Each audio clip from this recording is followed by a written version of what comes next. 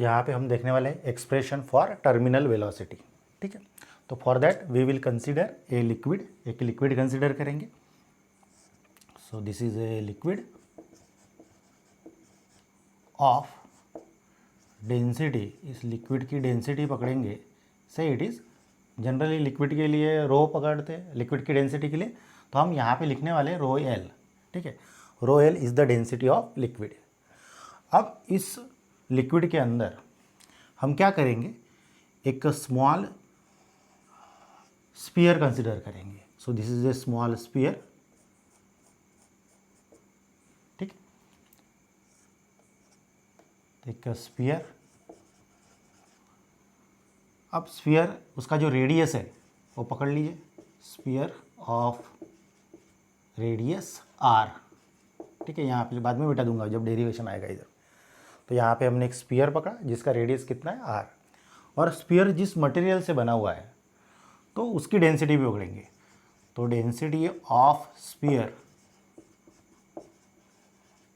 तो अब उसके लिए हम रो पकड़ेंगे, ठीक है। तो रो यानी क्या हो गई, डेंसिटी ऑफ द स्फीयर जिस मटेरियल से बना हुआ है, और लिक्विड की डेंसिटी के लिए हमने क्या पकड़ा, रो एल। तो लिक्विड की डेंसिटी हो गई रो एल और स्फीयर की डेंसिटी हो गई रो।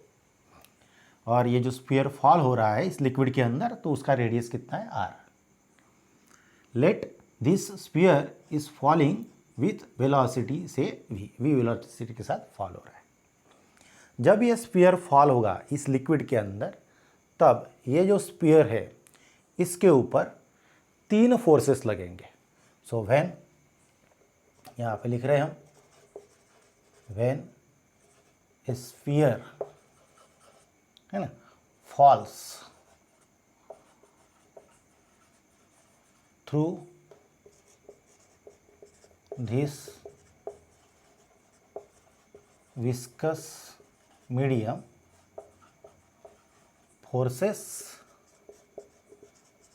Acting on sphere are.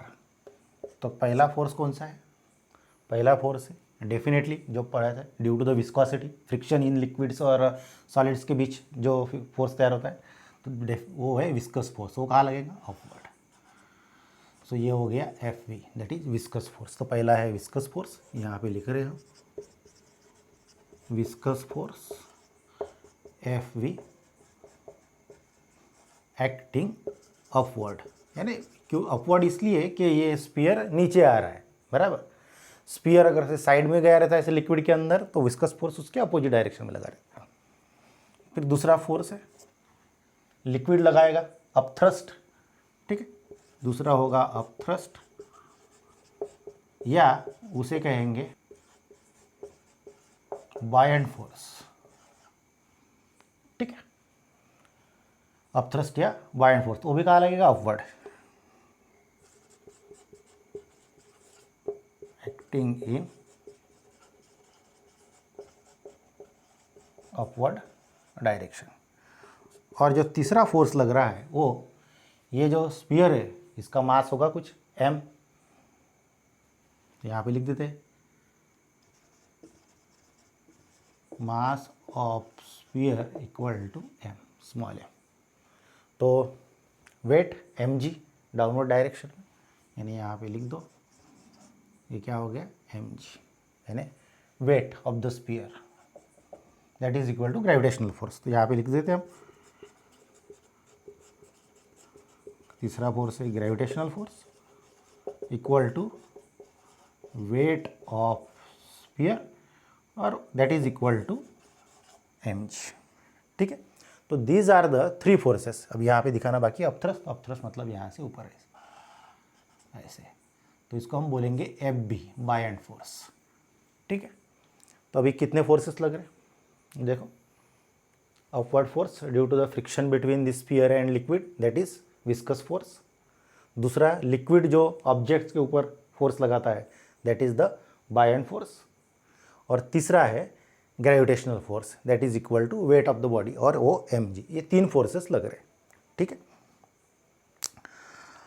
अब इसके बाद जो स्फीयर को हमने ऐसे छोड़ दिया यहाँ से लिक्विड में, तो पहले यहाँ पे जैसे वो टॉप पे है स्फीयर, जैसे मेरे हाथ में ऊपर में है यहाँ पे, तब उसका इनिशियल वेलोसिटी क्या है, 0 है, it is 0।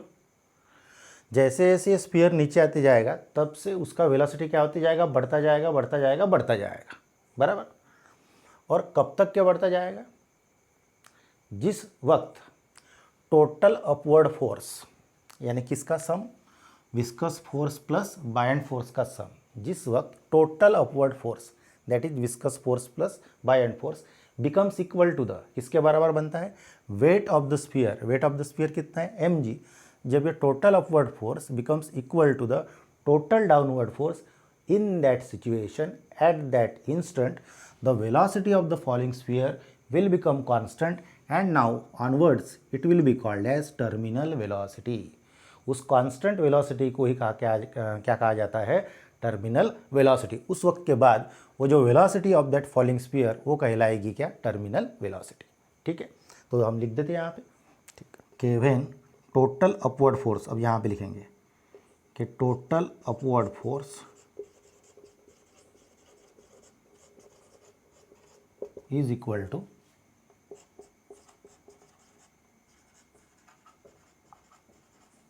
Total downward force. तो टोटल अपवर्ड फोर्स कौन सा है, it is F V plus F B, और डाउनवर्ड फोर्स कितना है, वेट यानी क्या, एम जी। हो गया clear. So F V plus F B equal to M G. अब इनको हम सॉल्व करेंगे, इसको लिखते जाएंगे, ठीक है। तो हम साइड में ले लेते हैं यहाँ पे।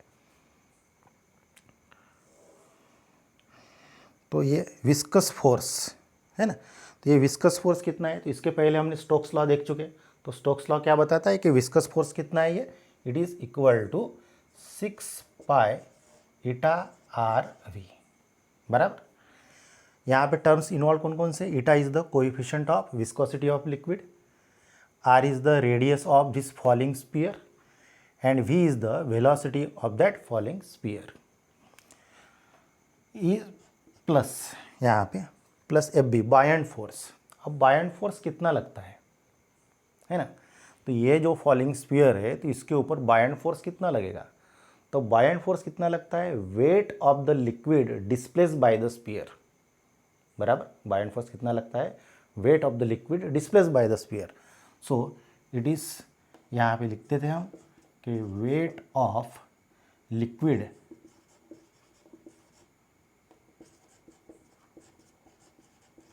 डिस्प्लेस्ड बाय स्पीयर, यानी ये ग्लास लिया और ये अभी हमने जो स्पीयर पकड़ा है ना, ग्लास लेंगे, ग्लास को फुल भरेंगे टॉप लेयर तक के, और कब तक के भरेंगे, जैसे उसमें एक बूंद भी डाला तो एक बूंद नीचे गिरेगा, ऐसे नीचे में एक प्लेट पकड़ेंगे ताकि वो जितना भी पानी नीचे गिरे वो प्लेट के अंदर जमा हो। तो ग्लास फुल ऑफ वाटर है टॉप लेयर तक के, यानी एक बूंद भी डालोगे तो वो एक बूंद भी नीचे गिरेगा ग्लास।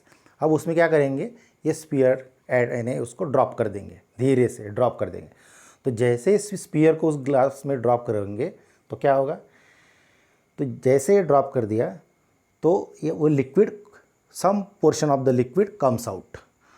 तो जितना पोर्शन लिक्विड का आएगा उसका जितना वेट होगा, उस लिक्विड का जितना वेट होगा, that will be the buoyant force exerted by that liquid on this spear.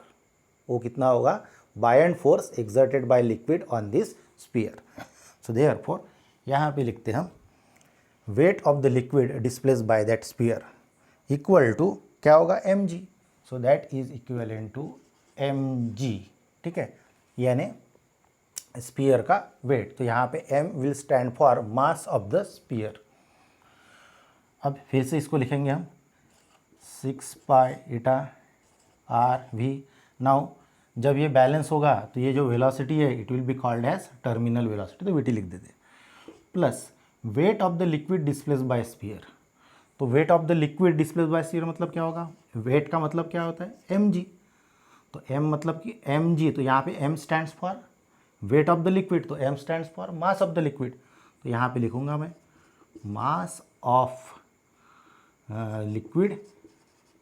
तो वेट का फॉर्मूला क्या होता है, मास इनटू जी। तो mass of the liquid displaced by the sphere, mass of the liquid displaced into G is equal to, again यहाँ पे ये जो m है, m क्या है, यानी वेट टोटल डाउनवर्ड्स वेट, तो m stands for mass of the sphere, तो यहाँ पे लिख दे रहे हम, यहाँ पे आएगा मास ऑफ स्फीयर इनटू g, लिख दिया अभी हमने ऐसे।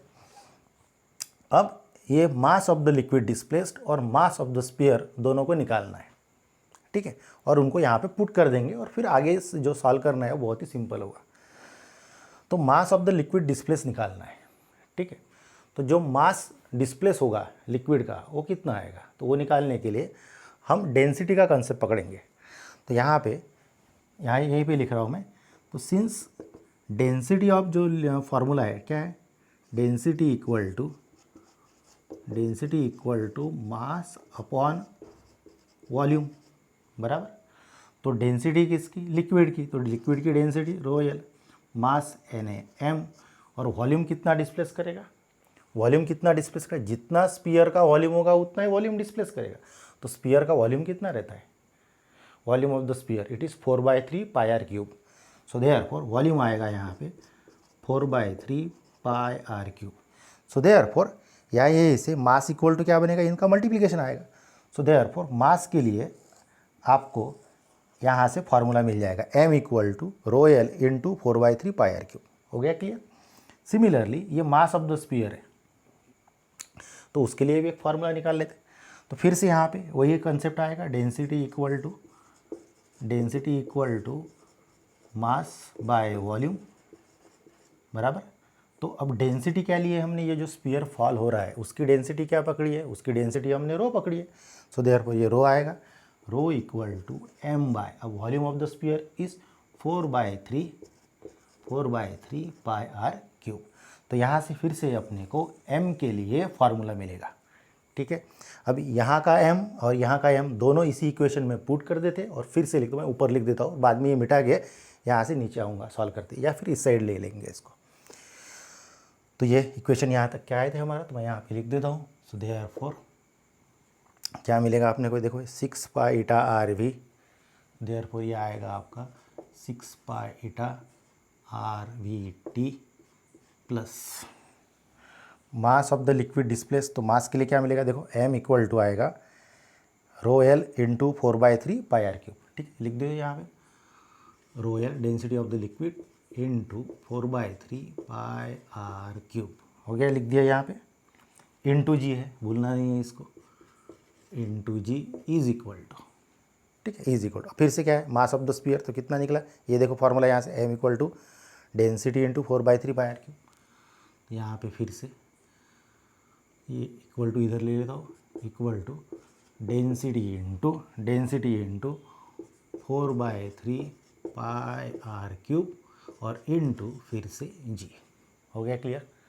तो हमने मास ऑफ द लिक्विड के लिए भी पुट किया, क्या आया मास ऑफ द लिक्विड के लिए, मास ऑफ द लिक्विड के लिए आपको ये मिला density of liquid into 4/3 πr³।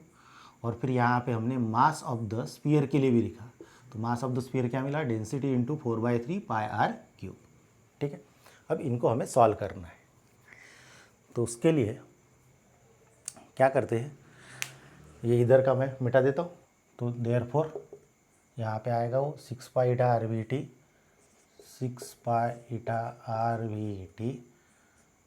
Plus ρl into 4/3 πr³ is equal to rho into 4/3 πr³ g, ठीक है।